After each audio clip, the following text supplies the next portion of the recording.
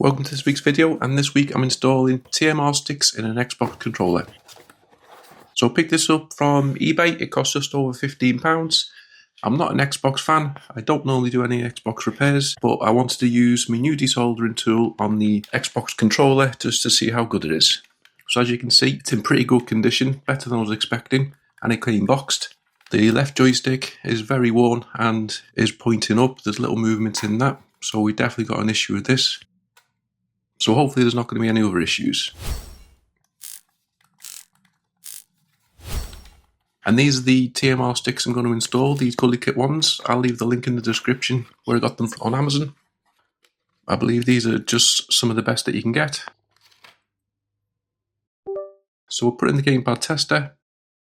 And as you can see, the left stick, it's only going left and right. It's not going up and down. It's only going down slightly. All the other buttons seem good.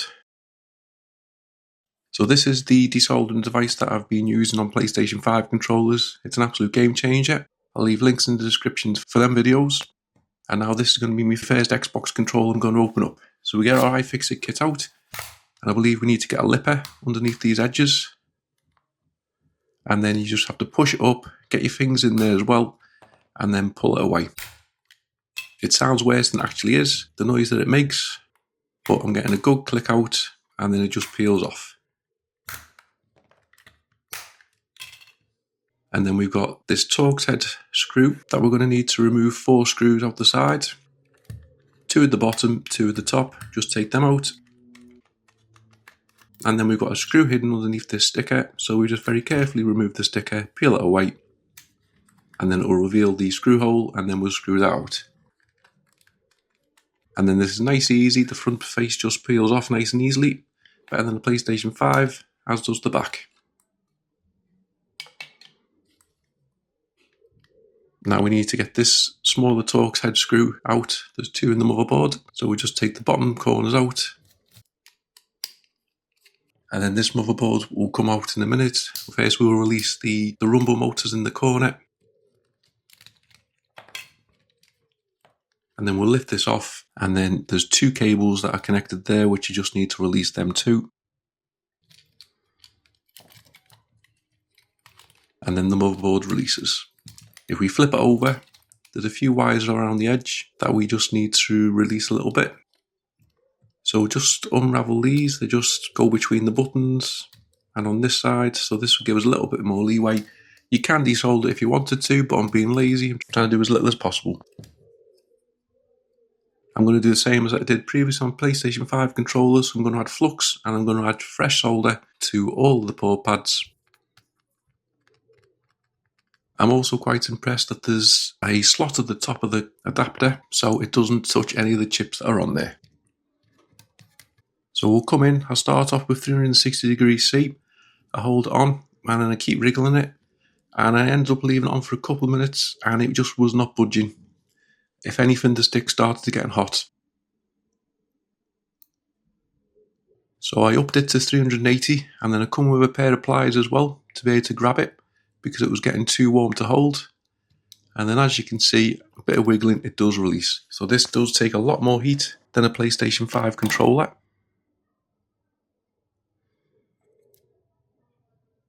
And then we'll come in, same again, we'll place it back into position, we'll come with our new TMR stick, and then as best as we can we'll try and line up all the holes blindly so that we can just push it back into place. So try and keep the desoldering iron in the correct position so it melts all of the holes, and then try and line up the pins at the same time so that it can push in and all locate. As long as none of your pins are bent, it should be nice and easy. If they are bent, then this is where you start having issues. So I'd make a little bit of a meal of it, but I end up pushing it through so it doesn't look too bad.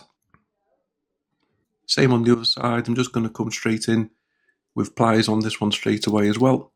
So again, we put the heat on. I'm going to start off with 380C on this one. There's no point dropping down as it seems to be taking a lot more heat.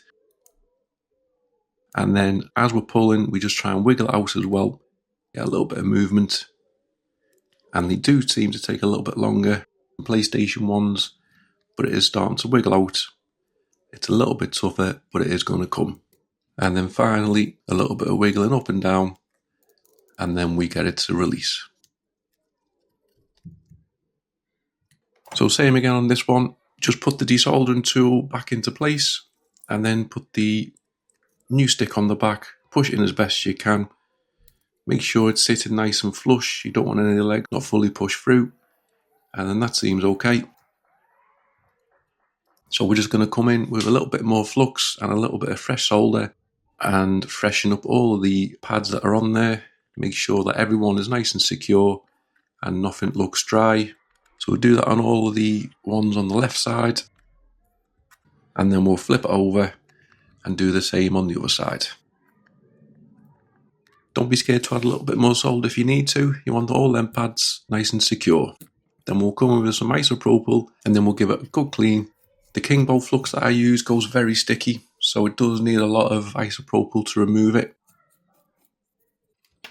Then we'll put our new caps on, which came with the kit. So we'll push them into place, not realising that I should have left one of them off, but we'll get to that in a minute. And then we'll flip the motherboard over and then we'll line it up. You just need a hook under the shoulder buttons whilst lining up the hole locations. Whilst doing that, make sure you don't forget to put the headphone jack in as well, and you don't want to be trapping any wires. So as you can see, this side wasn't pushing in, so I realised that the cap needs to be fitted afterwards, so we'll just take that one off, fit it back into place, pop the two screws back into the corners, and then we'll push the rumble motors back in. One of the wires has broken, but we can fix that in a minute. So either push it in or just use a lipper, depending on what's easiest for you. And then we'll put this cap back on, so don't forget to do it later. They seem of good quality, to be honest. And then you just reroute this wire that we took off before. So just make sure the facial fits in nice and secure. Use tweezers if you need to, just to feed it through. And then this wire just needs to be tucked down.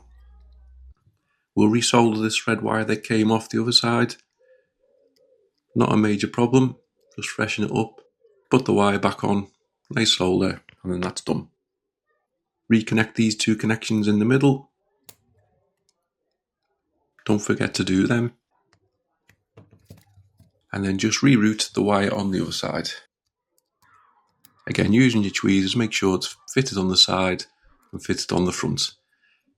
Tuck these two wires in the middle to the holes there so they fit nice and flush, and then we're almost there.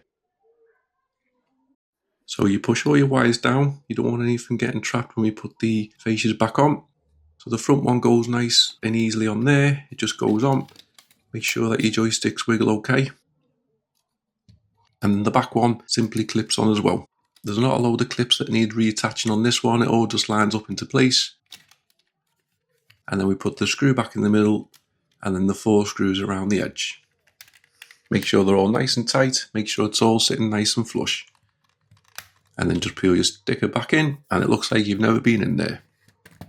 Put your side panels back on, just pop them into place, push down, big clips. They're all nice and solid, so we do that one and then we move across and then do the other one. So within 10 minutes, we've swapped the joystick modules over from faulty original ones to nice brand new TMR ones. And as you can see, it didn't even need much of a clean up either. It's in pretty good condition. We just need to get it hooked up to the computer and give it a test to make sure that the sticks are as good as I'm hoping. So we put it into the gamepad tester. And then as you can see straight off, the movement in them is working fine. Left and right, but the left one doesn't quite sit central. So I did a lot of research. I was convinced that there must be a calibration tool for the Xbox because obviously you've got the Sony one, even Nintendo can do it. And if Nintendo can do it, then I thought surely Xbox can do it. So a little bit of reading and then I came across this app that you can download on your Windows laptop, this Xbox accessories. So I just downloaded the software. Just installed it. To be fair, it took a long time, probably took about 10 minutes to download and install. First thing it wanted to do was to update the controller, which again took a good few minutes. And then I kept getting this error message popping up, so we'll just keep clicking cancel on that.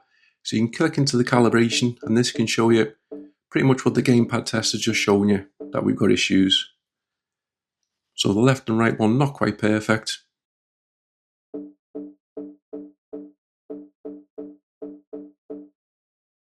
So you go into the calibration and then you just follow the instructions. So you need to rotate the left and right stick 5 times, clockwise and then anti-clockwise, and you just need to line into the 4 positions.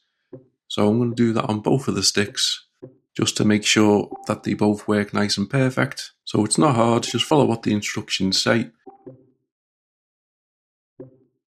Just keep ignoring this pop-up. I don't know why it kept popping up, but if I click cancel twice, it'll clear for a little bit. And now we can go back to our gamepad tester, and as you can see, they're both central. They both work pretty nice. We go to the test circularity where you can see the percentage, and they look almost perfect to me. I'm sure someone's going to say they're too low and percentage-wise, but I always believe that the lower percentage is better. But hopefully you found this video informative, and hopefully it's going to help you. So all the links for the items I use will be in the description. Thanks very much for watching. Please like, comment and subscribe.